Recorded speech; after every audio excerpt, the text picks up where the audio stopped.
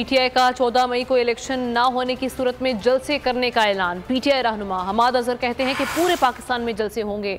अगर आइन और कानून पर अमल दरामद करवाने के लिए अवाम को निकलना पड़ा तो सुप्रीम कोर्ट के फैसले को बहाल करने के लिए निकलेगी।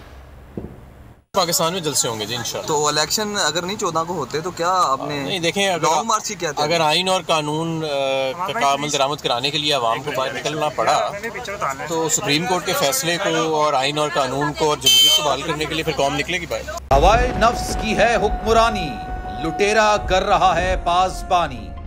बोल न्यूज के मार्केटिंग हेड आकाश राम ताहा लापता, तफ्तीशी इदारे जवाब देने से कासिर।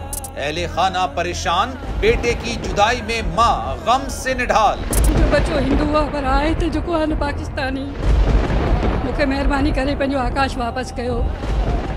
अमेरिकी सेनेट में कांग्रेसमैन की आकाश राम के अगवा के खिलाफ पुरजोर मुजम्मत।